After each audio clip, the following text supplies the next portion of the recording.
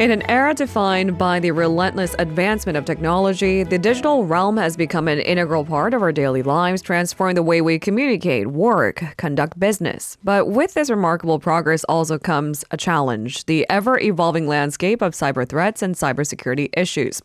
Now, on today's Zoom In segment, we connect with a very special guest to address the multifaceted world of cybersecurity. We're now joined by Dr. James Lewis, a renowned cybersecurity expert and director of CSIS Strategic Technologies Program, who now joins us from Washington. Good morning, Director Lewis. Good morning. How are you? I'm doing just fine. Thank you so much for joining us. Sure.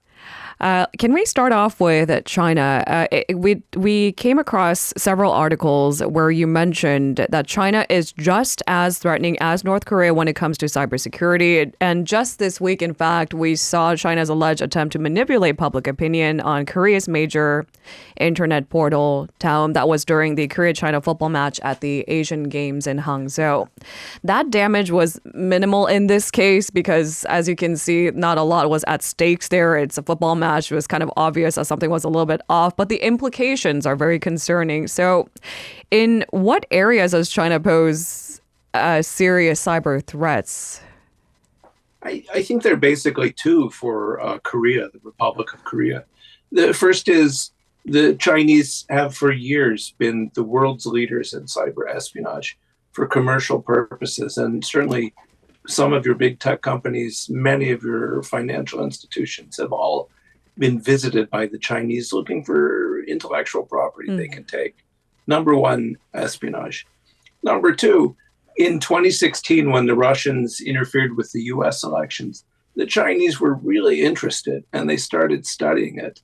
And at first they weren't very good, but now, what's that, 6-7 years later, they've actually gotten quite skilled at influence operations. Primary target is Taiwan. But certainly with Korea being so important to them, so essential to Northeast Asia's security, Korea is a target as well. Is alleged spying on chip-making companies among the biggest threats? I think the West was especially surprised to find that China's largest chip maker, SMIC, had created a homegrown 7-nanometer chip. But this was despite that Huawei and SMIC were under U.S. sanction for security risks. Well, and that's crucial to China to build up their tech industry, the ability to spy on others. And I know certainly Korea, which is a world leader in chip making, has had problems with Chinese espionage. You remember there was a case of an employee of a chip company moving to China. But cyber espionage is easier because it's very hard to arrest anyone. So from a Korean perspective, there's political risk. There's economic risk. And in that sense, China is probably the most active in the world when it comes to this kind of activity.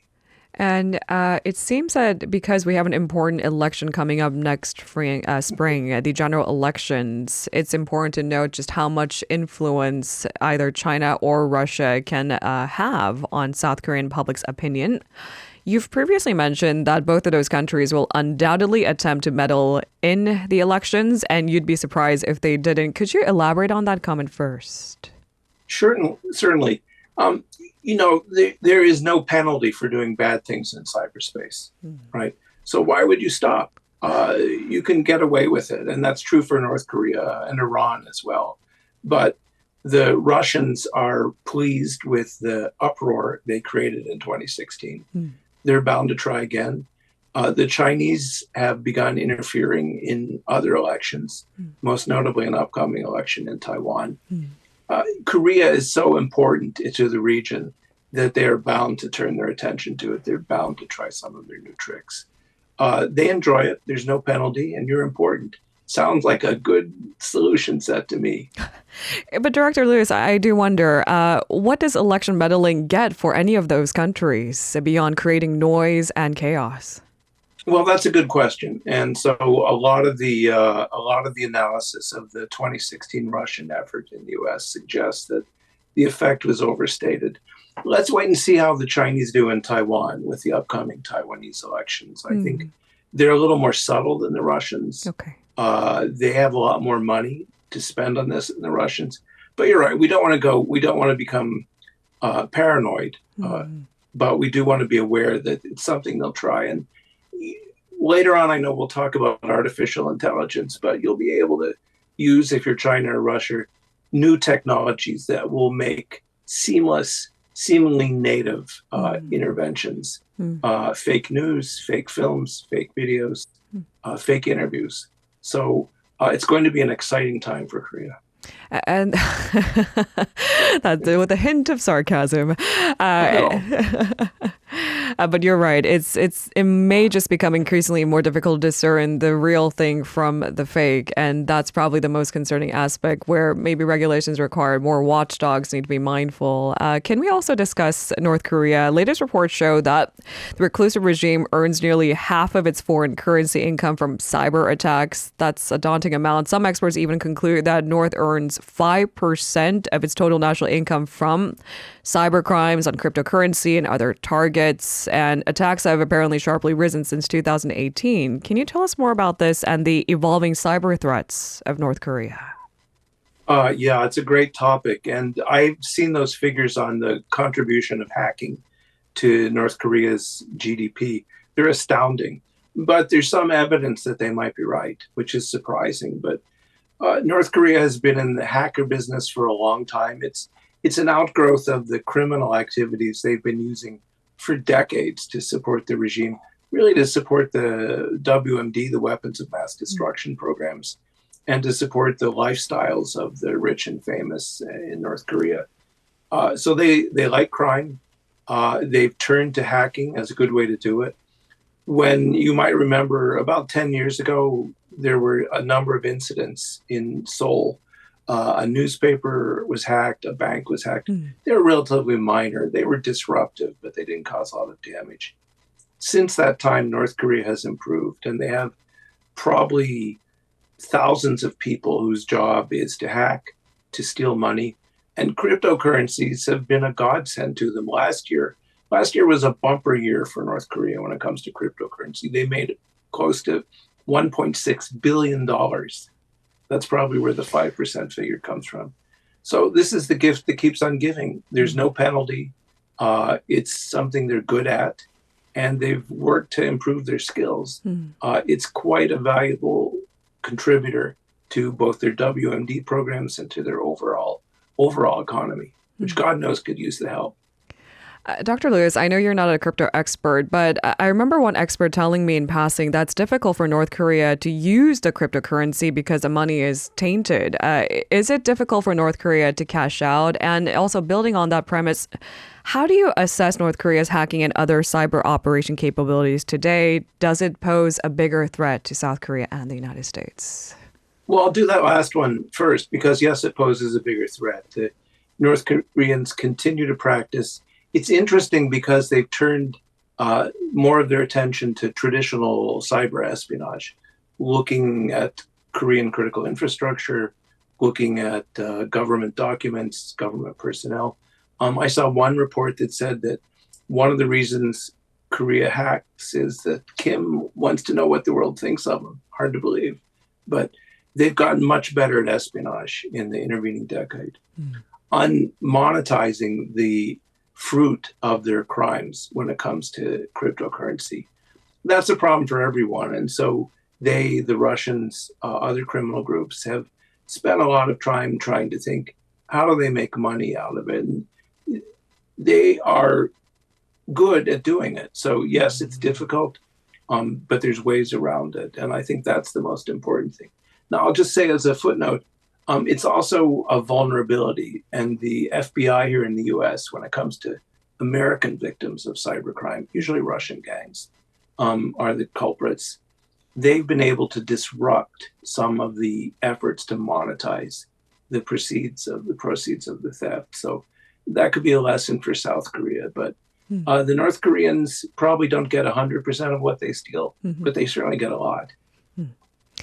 Given your extensive experience in cybersecurity policy, Director Lewis, what do you see as the most pressing cybersecurity challenges facing governments and organizations today? Maybe not just limited to Korea, but across the world. Well, across the world, we see pretty much the same two sets of problems. The first problem is networks are still exceptionally vulnerable. software is still exceptionally vulnerable. There's thousands of opportunities for hackers. Maybe if you want to go after a particular target, maybe if you want to go after the Blue House, that might be really hard. But there's probably other places in Korea or the US that you can get into. And that means that building resilience, building the ability to continue to operate at some level after a successful hack is one of the biggest problems we have. It would be nice to improve security, and the US, with its new national cybersecurity strategy, has taken some steps to improve the supply chain for software, to improve information sharing with critical infrastructure. These are things that will benefit everyone, but we have a long way to go still. It's better than it was 10 years ago, but we still have a long way to go. The other big problem is the one we've talked about earlier. You know, if you're a hacker and you live in Russia or China or North Korea, you have zero chance of ever going to jail. Some Russian hackers go to jail, but only when they were dumb enough to take vacations in like the Maldives or something. If you're a hacker, you're risk-free. And the worst that will happen is maybe the FBI will put your picture online. So finding a way to impose consequences on hacker groups, on states for malicious cyber activity is the other big problem that the whole world faces. And it's a difficult one because countries, of course, don't want to start a fight. They don't want to make a mistake.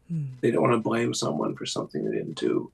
But I think those two things, since we're not going to be able to prevent attacks, honestly, we need to figure out how to be resilient in dealing with them and how to impose penalties on those who carry them out. Can you also tell us a little bit about the Biden administration's cybersecurity policy? How is the U.S. tackling also the increasing risk coming from North Korea and China online? Well, I guess the good news is every year we get better. And this administration has done the best of any administration when it comes to cybersecurity, between the National Cybersecurity Strategy, the Office of the National Cyber Director, CISA, the agency in the Department of Homeland Security. A good team effort, a strong effort by the U.S., and an effort to look at some problems I thought people would never touch. The software supply chain, the ability to share information among agencies, dealing with quantum computing. There's been a string of successes that really have left the U.S. in a better place, but we are still behind. And if we're behind, that means probably everyone else on the planet is behind too. So it's just how it is. But I think the one thing that helped this administration is, intentionally or not, the first few months they came in, there were 3 major hacks, 2 by Russia, 1 by China. It was a political problem. Remember Colonial Pipeline, where people couldn't buy gas? It turns out they could have bought gas, but Colonial Pipeline turned off the networks out of caution. Then there were lines at gas stations. People had a political effect. So this administration has focused on cybersecurity, in part because our opponents immediately started hacking them within really weeks of them taking office. Given the difficulty of actually trying criminals, for example, holding those who are responsible, do you think maybe boosting partnerships between different countries, NATO, on security and cyber threats, would that be helpful? And how do you assess the South Korean government's cyber deterrence strategies? That also includes partnerships. Well, partnerships are the way to go. And so you see a big effort with NATO, working with places like South Korea and Japan. You see a big effort with the U.S. with the Counter Ransomware Initiative, which is a White House initiative to get, I think they have 47 countries cooperating on ransomware. You see it with our partners in security. Cybersecurity is now part of the larger security equation. And so amending treaties to make sure that cyber attacks can trigger the mutual defense provisions. All of these things are important. Sharing information, best practices, all of that really helps. So one of the things that's changed in the past few years is just a growth of cooperative arrangements among Western partners, among democratic partners. Now, deterrence has a problem. Deterrence does really well at what it was designed to do, which was prevent the Soviet army from invading Western Europe. not so big a problem anymore. And certainly deterrence doesn't work in cyberspace. We haven't been able to deter anything in cyberspace. So a deterrence focus is not that useful when it comes to cybersecurity. And that, people like saying deterrence because deterrence is a way of signaling we're not looking for a fight. But in fact, don't put your efforts into deterrence, put it into resilience, put it into partnerships, because that's where you're going to see some actual benefit. And finally, Director Lewis, how would advancement of emerging technologies such as AI and quantum computing impact cybersecurity and also regional affairs in the Asia-Pacific region that's going forward? Quantum computing is closer than people think. The National Institutes of Standards and Technology, NIST, held a global competition to come up with quantum-safe cryptography. It's still ongoing. Because quantum computing will allow an opponent to break the encryption that safeguards your financial transactions, your private communications, your government messaging. It's not here yet, but it will happen before the end of the decade, probably. And what you don't want is to find out that the Chinese have figured out how to use quantum computing and are reading all your encrypted traffic. So from a long-term perspective, quantum is the most dangerous threat we face. AI is a little less dangerous. It's here now, but of course, AI has been around for a few decades in various forms. And the issue with AI is it can give benefits to attackers. It can give benefits to defenders if the defenders actually take action. And what I'm worried about is that people won't do anything until they get whacked, right? So AI, it can help with phishing. It can help with fraud. It can help with writing code, malicious code. A lot of possibilities, but all the benefits it brings to an attacker can also come to a defender if they make the effort. Dr. Lewis, thank you very much for your insights. We highly appreciate it. Thank you. If you're listening to our program using the podcast service, just a reminder that we do go live Monday through Friday, 7 a.m. Korea Standard Time. So tune in and help us make the show more informative by giving us your input. See you bright and early on Good Morning Seoul.